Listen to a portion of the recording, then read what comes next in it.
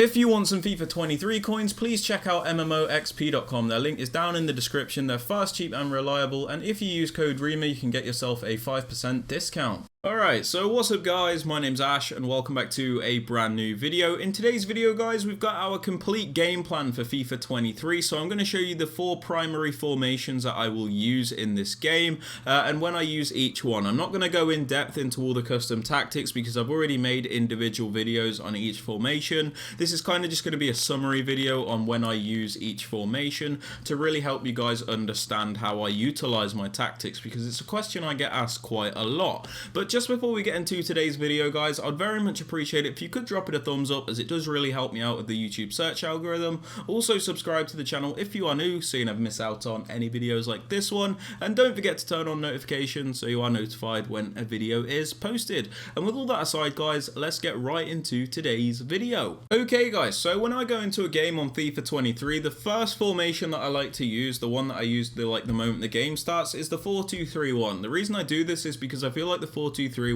is the most balanced formation in the game. For example, you can play narrow with it, you can play wide with it, you can play defensive with it, you can play attacking with it. You can basically do a lot with this formation, which is why I do like to use it primarily. So getting into this formation, what we have on the defensive style is balance, so we can press when we want to press and be more conservative when we need to be. We have the width on 42, so we can cover those central areas because a lot of people like to play narrow in this game. And the depth we have on 62, so we can win the ball higher up the pitch when possible, but at the same time we don't keep our defensive line super high. Build-up play, we like to use fast build-up because this kind of goes hand in hand with using a higher depth where possible. Basically, we want to win the ball higher up the pitch, and then we want to utilize that with fast build-up so we can really catch our opponent off guard. Then we use direct passing for chance creation, because I suggest this with every formation. It's just the best one to use, man. Like, it's the only one which will actually make your attackers move in a way which will bother the defenders. Like, I'm going to show you this once in this video, but look at the diagram in the bottom right corner of the screen. You can see the white dots, which are your attackers. They're constantly moving around with this setting. If you look at something like balance, they don't do this. They don't bother the defenders at all. So every formation I use, I will use direct passing. Now for attacking width, because the 4-2-3-1 is a more narrow formation, I do have a more narrow width. I have this on 38. This kind of goes well with fast build-up as well, because the more narrow your team is, the easier it is to play the ball between all your teammates, because there's a shorter distance between them all, so it does work quite well with fast build-up. For players in box, we have this on 5 because it's bang in the middle. Not much to say there. We like to have some players in the box for, like, when we create chances, but at the same time we don't want to overcommit our entire team. Corners and free kicks are pretty much down to preference. We just have these on 2. The way this sets up is we have Robbie Keane as a striker. This is because he's a nice well-rounded player that can shoot on either foot, so he is a really useful player to use in this position. In the central cam position, we use Phil Foden because he's got really nice movement. He's a really agile player, so he works out quite nicely for me in this position.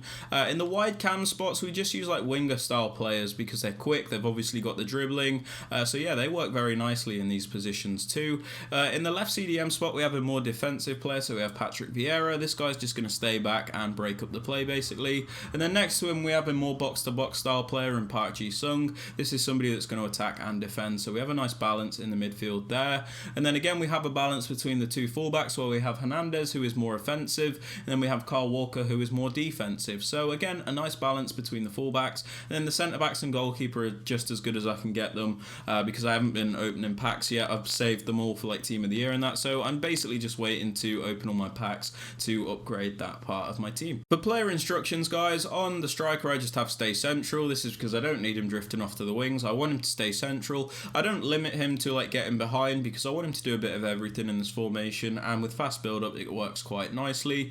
For the central cam, we have him on stay forward, so he just sits in a nicer position when we don't have the ball, so when we do win it back we're able to get up the pitch a bit quicker and a bit easier. So yeah, not much there. And then on both the wide cams we just have get into the box for cross, so they will actually transition into the penalty box. Doesn't mean we have to cross the ball to them or anything, it just means they will make those runs to get involved. On the more defensive CDM, we just have stay back back while attacking, cut passing lanes, cover center. These are just the most defensive options you can use because this player is like primarily defensive. We don't need him to attack, we just need him to defend. Then on the more box-to-box player, we have cover center, so he covers the central areas, and then we just leave everything else alone because we don't like to restrict this player.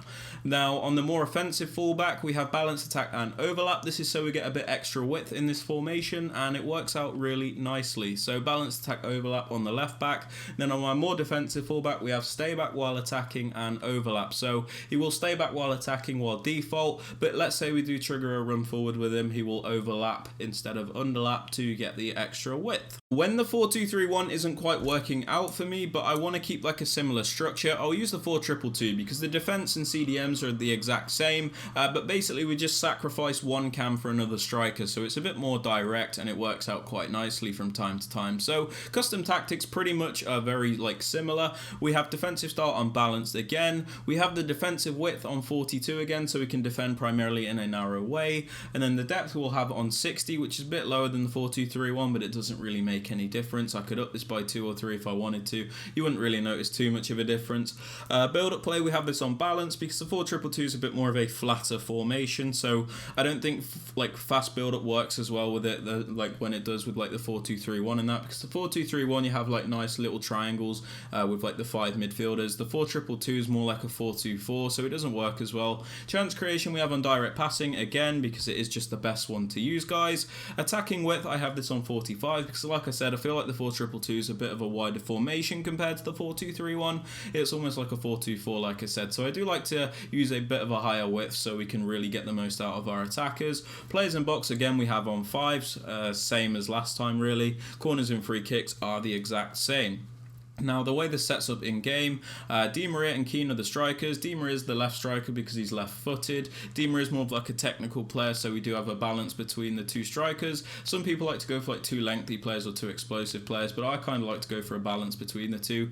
So I have Di Maria and Keane in the striker positions. Keane's more of a finisher. Di Maria is more of a technical player. In the 2 cam spots, we just use like technical players. Again, agile players, players that have pace, that can cross, shoot, basically do a bit of everything. Not much to say there, honestly, guys. For the left CDM, we have a more defensive player again, exact same as the 4-2-3-1. The right CDM, we have a more box-to-box player in Park Ji-sung again, and then Hernandez again at left back, who is more attacking, and then Kyle Walker at right back, who is more defensive, and then everything else is the exact same, guys.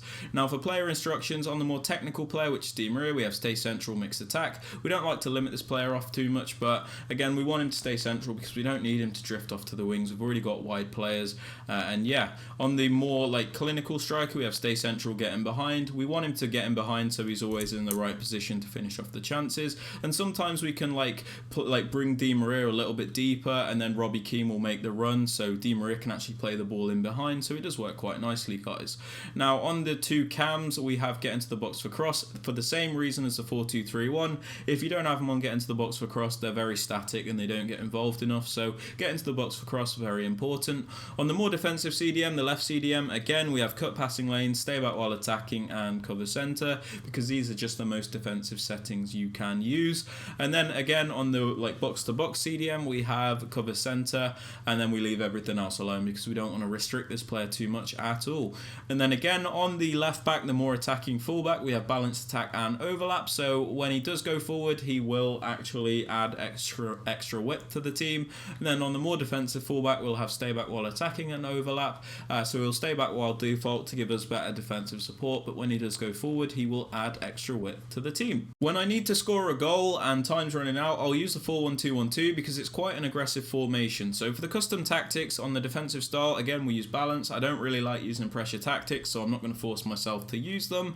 Width, again, we have on 42. It's the exact same as the other 2 formations, nice and narrow. Depth we have on 72, so we can actually win the ball higher up the pitch, which is quite risky, and we actually have an automatic offside trap at 72 as well. Build up play, we have fast build up because again, we have to be quick, we have to create those chances as fast as we can, so the high depth and the fast build up works out really nicely. Chance creation, again, direct passing just because it's the best one to use. For the attacking width, we have this on 38 because it's 4-1-2-1-2 narrow is obviously a very narrow formation, so it makes sense that we want to utilize that. Plays in box, again, we only have on 5 because I still don't want like my all my centre mids and my left back and my right back to go charging into the box either. So, you know, we still just keep this on 5 for the balance, and then corners and free kicks doesn't really matter. I switch this like whenever I feel like it, to be honest with you.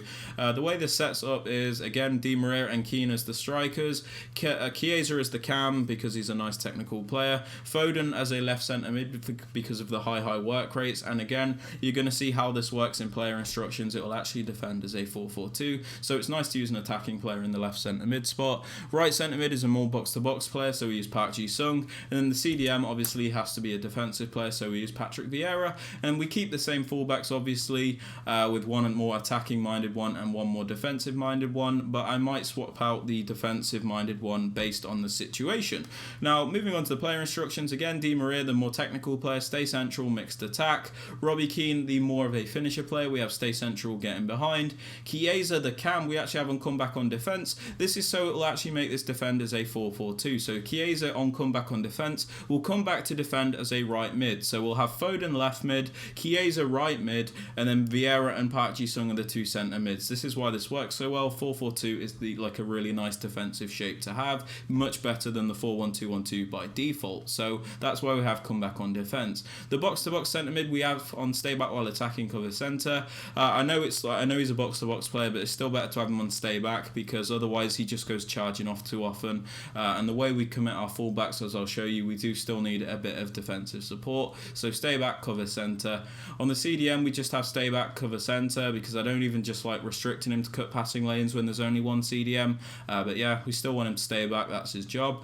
And then on the left centre mid, the more attacking player, we just have like completely default settings. The most important one is cover wing, so he plays in the left mid spot when we are defending. Now on both fullbacks, I actually have balance, attack and overlap. This is so they will join the front two and make it a front four. This adds extra width, which is super nice with this formation. It's very aggressive, and like I said, I use this when I need to score a goal. When I need to see out a game, I will just use the bog standard 4-4-2 because it's got a really nice defensive structure, and yeah, it's very basic, works very nicely just to see a game out. So defensive style, again, we use balance, and nothing new to add there.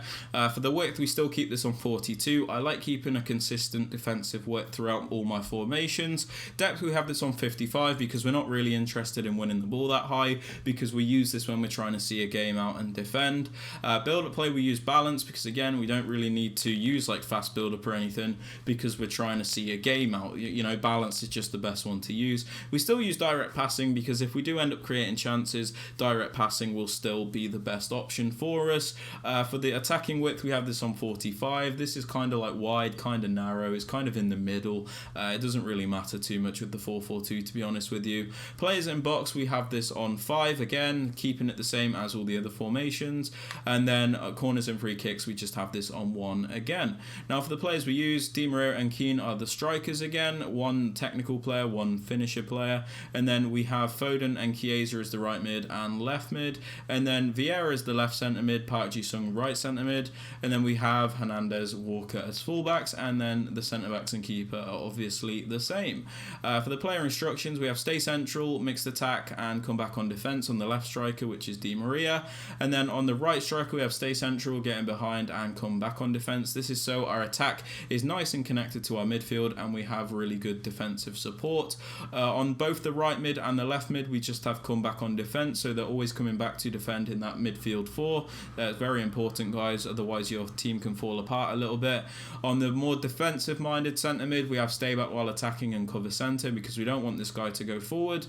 We have Park Ji-sung, the more box to box player, and just cover centre. We still leave him on balance attack even though we use this formation when we are seeing a game out, because he still acts as a good outlet, you know, because sometimes it can help to relieve pressure in that. So yeah, balance attack, cover centre for Park Ji-sung. And then on both fullbacks, we just have stay back while attacking because again, we don't need them to attack. We use this when we're trying to see a game out. But yeah, they are my custom tactics and player instructions and my entire game plan basically. If you guys have enjoyed or found this useful, I'd very much appreciate it if you could drop it a thumbs up. Subscribe to the channel if you are new so you never miss out on any videos like this one, and don't forget to turn on notifications so you are notified when a video is posted. With all that aside, guys, I hope you have a fantastic rest of your day, and I'll catch you all later. Oh, that was a coin drop. Peace.